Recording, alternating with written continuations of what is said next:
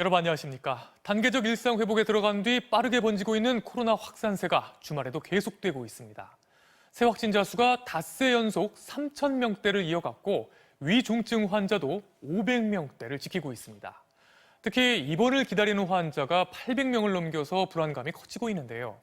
지금의 단계적 일상 회복을 계속할 수 있을지 그 기준이 되는 위험도 평가 결과를 정부가 내일 처음 발표합니다. 이준범 기자의 보도입니다. 위중증 상태로 치료를 받는 코로나19 환자는 517명. 지난 한 주간 위중증 환자 수는 평균 503명을 오르내리며 정부가 현재 의료체계 내에서 관리할 수 있다고 한 500명 선을 넘었습니다. 위중증 환자의 증가로 병상도 빠르게 차고 있습니다. 중환자 병상 가동률은 서울 82.9%, 경기 80.2% 등 수도권 전체의 81.5%를 기록하며 처음으로 80% 선을 넘어섰습니다.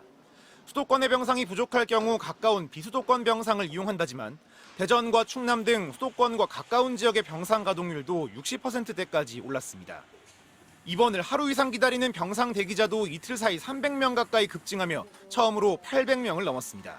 이 가운데 나흘 넘게 입원 못한 환자가 108명에 달합니다. 정부는 고령층 확진자가 많아지면서 환자 분류 작업에 시간이 걸리고 있다고 설명했지만 현장에선 병상 포화와 인력 부족이 1차 원인이라고 진단합니다. 1차적으로는 분류가 안 돼서 그런 거긴 한데요. 분류가 돼도 크게 개선되진 않을 거라고 생각해요. 인력 문제 때문에. 정부는 두 차례 행정명령을 통해 상태가 호전된 중환자를 옮길 수 있는 병상 1,000여 개를 더 확보하기로 했지만 준비에 3, 4주가 소요되는 만큼 12월 초까지는 병상 부족 상황이 계속될 것으로 전망됩니다. 유행을 줄이기 위한 어느 정도의 대책 없이는 병상 문제가 본질적으로 해결은 안 될 거라고 생각을 하고요. 일상회복이 잘 진행되고 있는지 평가하고 점검하는 게 없으면은 병상 부족 문제는 반복될 수밖에 없다고 봅니다. 오늘 신규 확진자는 3,120명, 닷새 연속 3,000명대 확진자가 발생한 가운데 내일부터는 전국에서 전면 등교가 시작됩니다. 정부는 내일 일상회복 이후 처음으로 코로나19 유행 상황과 의료체계 여력 등을 종합적으로 평가하는 위험도 주간 평가를 발표할 계획입니다. MBC 뉴스 이준범입니다. 이렇게 확진자가 다시 늘면서 집에서 치료를 하는 재택치료 환자도 빠르게 늘고 있습니다. 확진됐지만 증상이 없거나 가벼운 환자들인데요. 증상이 세지 않다고 해서 절대로 안심해선 안 된다고 합니다. 확진자에겐 체온 못지않게 중요한 게 피해 녹아 있는 산소량이라고 하는데요. 재택치료자들의 치료 과정을 김아영 기자가 함께 했습니다. 서울 한림대 강남성심병원의 재택치료 상황실.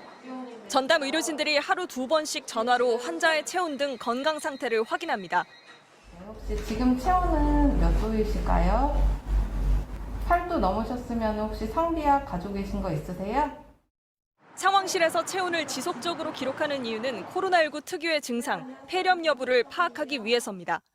보통 발열이 2, 3일 길게 한 3, 4일 이상 지속되고 고열이 나는 경우는 폐렴을 동반한 경우들이 꽤 있거든요. 그래서 일단 그런 경우에는 이제 엑스레이를 찍어본다든지 평가가 필요하기 때문에. 재택치료 환자들에게 체온계만큼 중요한 또 다른 의료기기는 산소 포화도 측정기. 측정기를 손가락에 꽂으면 혈액에 녹아있는 산소량을 알려주는데 99%는 정상, 95% 이상은 경계, 94% 이하는 입원이 필요한 중증으로 의료진은 판단합니다. 산소 포화도가 떨어지면 저산소증이 발생해 두통이나 의식 저하, 호흡곤란이 나타나고 심하면 의식을 잃을 수도 있기 때문입니다. 코로나19 환자 중에서 실제 산소 포화도가 떨어지고 있는데도 본인이 호흡곤란 증상을 전혀 못 느끼는 분들이 있거든요. 갑자기 나빠지는 상황들이 발생을 합니다. 재택치료를 담당하는 의료진들은 확진자가 증가하면 재택치료 환자 또한 늘어날 수밖에 없다며 중증 환자 발생 시 신속한 입원을 위해 전담 인력 보충과 병원 간 연계 강화 등 추가 대응책이 필요하다고 지적했습니다. MBC 뉴스 김아영입니다. 최근 유럽에서 코로나19 환자가 폭등하자 재봉쇄를 하는 나라도 생겼습니다. 그런데 일상의 자유를 기대한 유럽 시민들의 반발이 만만치 않습니다. 정부 정책에 반대하는 시위가 잇따르고 시위대와 경찰이 충돌하며 마치 전쟁터를 보는 듯합니다. 공윤선 기자의 보도입니다. 유럽에서 가장 먼저 봉쇄 정책을 제기한 네덜란드. 수천 명의 성난 군중이 거리로 뛰쳐나왔습니다. 경찰차에 물건을 집어던지고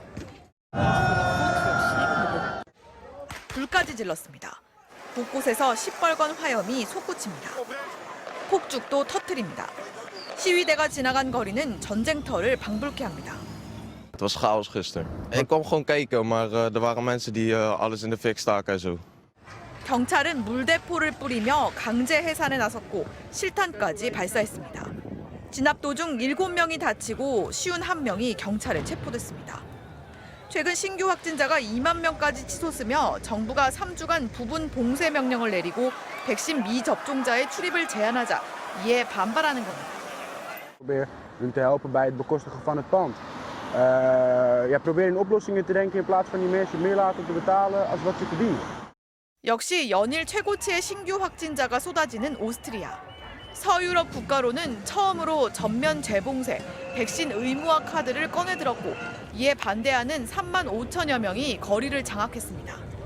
이들은 백신 반대, 반정부 구호를 외치며 거리를 행진했습니다.